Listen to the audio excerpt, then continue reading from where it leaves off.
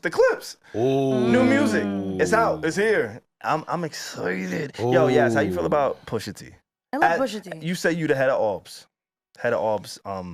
Listen, y'all, I could be delusional, but I could always acknowledge when somebody just has to take their L. That's all right. Okay. I think Pusha T, I don't think we talk about Pusha T killing Drake on that enough.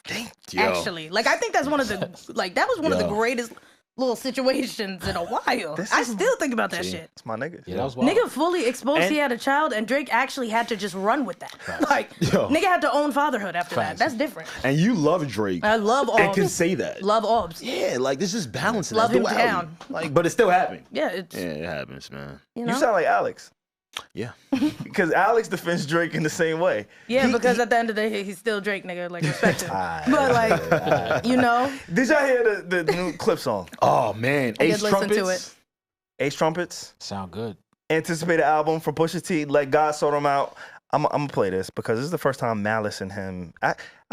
That's sweet. No, I'm lying. It's No Malice. Yeah, No Malice. No Malice was actually on his last album. Yeah, but he hasn't, like, I feel like he's been in the shadows for so long. He has. I'm going to play a little bit of this. This is Ace Trumpets from the upcoming album from the Clipse. Nah, that's fire. My dog is back. That's fire. I'm feeling He's that. back. Yo, yes. I don't know if you know that. the narrative on this podcast. I put my cape on for Push. I don't give a fuck. Win, lose, or draw. He had some shit with Jim Jones a few months ago. I defended Push. I defended Push. You did. Jim Jones' soldiers, they threatened my life. It's cool. Yo, what? Yeah. Them Harlem niggas was about to run down on him. They said in the comments. But I stood 10 tones down. Don't worry. I held it down for all the Harlem niggas. Yeah. Me and Alex took a road trip to go see Push. We did. I forced him to because He didn't. He's Team Orbs. You wanted to go? I wanted to go. Yeah. He calls Drake Orbs too. No, I don't. Oh my God. You know, people on this podcast know me. I know. I be And lying.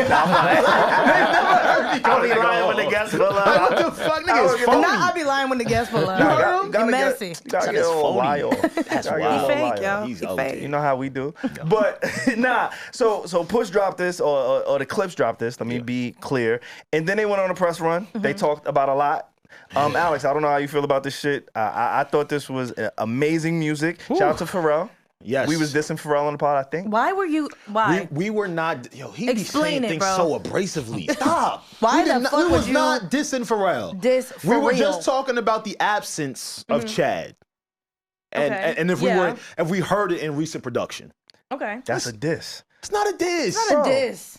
It's not a Nigga, diss. If we do something together Yeah, and then you leave, they would feel my absence. I don't give a fuck. Don't the say fuck? it. That's a diss to me. Oh my God, I'm stop ass this. without you. Basically. That's what they saying. Yeah. Don't say that. They're not saying. They're not saying. Just don't say it. No, I hear what you're You feel saying. what I'm saying? Yeah, but you took it there. I feel like your mind has to already be there for you to take it that way. That's true. You know what I mean? That's true. Well, I am excited for new Clipse music. They have been teasing this album for a while now, at least over a year and a half. That's a long time. It's a very long time. I hope Since they 09. over deliver. I think they will. I'm confident. Yeah, they But have the they're nice, anticipation. bro. Yeah, they're nice. They Yeah. have the anticipation, the hype, new energy. Well, new energy. Yeah, it's always, I feel like with no Push is Malice. always the same. Yeah, but You don't really. I think his brother's gonna Yeah. show out on I this hope so. project. I think we really do need to give No Malice his flowers. Absolutely. When you talk about a rapper who walked away with his morals intact and came back on his own terms, Facts. on his own accord, He's Christian now, right? yeah. And I want to see how he kind of like maneuvers around on the project with the news of that. Along with that, we also learned as to why it took so long for them to start to promote the album, push a single, push trailers out. Long story short, I hate when people say this too, the Clipse. It's Clipse. Clipse was having an issue with Def Jam, right? Who they have been with for many, many, many years. Yes. Many, many, many moons. Pusha T also has had a solo contract underneath Def Jam. And during the press run, SaVon, they sat with GQ. They did. They started talking, didn't they? Only the best. The best. Only the best. Only the best sit with the best. Only the best of the That's best. it. And they kind of got into, like, this is what's been going on. Yeah. And I want to pull up specifically what it is. Give me 2 seconds. Nah, So they do your didn't thing. hold back. They didn't hold back at all. They didn't hold back. didn't Should hold they back have at held all. back? That's a good question. No, I don't think so. Why hold back? I don't know. Some people be like trying to hold back. Do you hold back?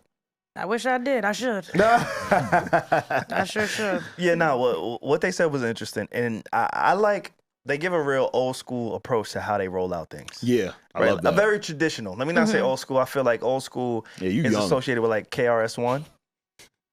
And I don't want to associate the Clipse with that. So a very traditional rollout. Bro, you know what I'm saying? Okay. You're so funny. You get what I'm saying? So their approach to how they're going to roll out this music, they dropped a single. Yeah. They sat with GQ. GQ is one of the biggest publications. Shout out to Steven Victor, too. I know Steven Victor, he managed Pusha T. He's also doing some interviews and talking about their situation. Alex, you got that pulled up? Yeah, I do actually. And shout out to Mr. Victor. So, apparently, I'm pulling this from Low-Key. Shout out to Low-Key, friend of the show. He's been a guest on the show. Sure. You know, he be knowing all of the inside industry tea, I guess. Especially with Pusha T. Real quick, before you say that. No, you're right. Go ahead, yeah. Pusha T, as a fan of yours, I'm going to tell you, you're not low, bro. I know the people you really like. Yeah. He really likes Low-Key. He does. He really likes Ice. Yeah. Just make it a little bit less obvious when you feeding niggas information because we know. Nah, hell no. He needs shooters too. You're right. Everybody else got shooters. He's been a shooter his whole career. You're right. All right. Put the gun down. Now, yo, pull this from Low-Key. Apparently, Def Jam wanted the Clipse to remove Kendrick's feature from their upcoming project, Let God Sort Them Out. And when Pusha refused, the Clipse and Def Jam parted ways. How do we feel about that? This isn't the first time we've heard censorship within hip hop. If we had to guess as to why Def Jam, who was under UMG, right? If we had to guess why this was a thing, Yaz, what would you say? I say the owl in the sky. I say there's an owl in the sky. Fuck the eagle. Fuck the eagle. You know what I mean? Listen, man. Damn. That's power, though. That is power. Like, hear me out. That's a power. But you know what, though? Because I know you're not a stan. Let's say you're a Drake fan, right? And again, this isn't the first time we've heard of Drake in the talks of censorship. Yeah. Remember with the French Montana feature, this and that. Right. But as a fan, or even a stan, I don't see how anyone could support their favorite condoning censorship. I just don't understand it or see it. I understand that, you know, UMG is heavily indebted into you, heavily invested into you, actually is a better word. Okay. And they've basically always done what you said in the past. But when we're dealing with artists and their art, I mean, where is the line, no? No, I agree with that. Yeah. I actually do agree with that. But again, there's an owl in the sky, and he's got these niggas doing stupid shit. Yo. Okay? That's all I'm gonna say. Because why the fuck would you, like, that's big. Like, parting ways with your label? Yeah. Because two ops can't get on the song? Yo. That's crazy. That's not crazy to y'all? I love that you said owl in the sky. Because it casts a shadow on Drake's influence over the industry over the years. That's what I'm saying. You know what I'm saying? Like, it's one of those things where it's a bird. It's a plane. It's a Drake. It's a Drake. It's like, what the fuck?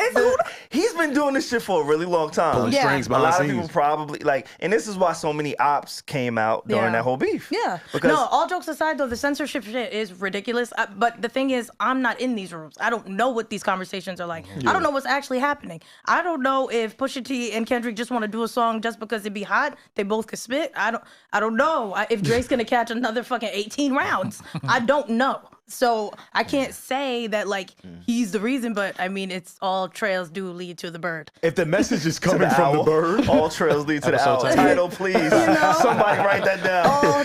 You know what I mean? So, you're right. I don't know. Because if this is all coming from Drake, I don't think him and his team understand how much they're making Pusha and Kendrick look like the boogeyman. That's what I'm saying. Like, if you say you don't give a fuck and yo, we on the new vibes, yo, we the lit ones, you cannot hinder what they're doing. That's if anything, you gotta let them do what they doing and act oblivious to it. Because that was not fair. Yo. But also, it's like, if they do drop some shit, he better come back rapping. Because if you're doing all this censorship shit behind the scenes, you better come back with some shit. I don't want to hear Nokia.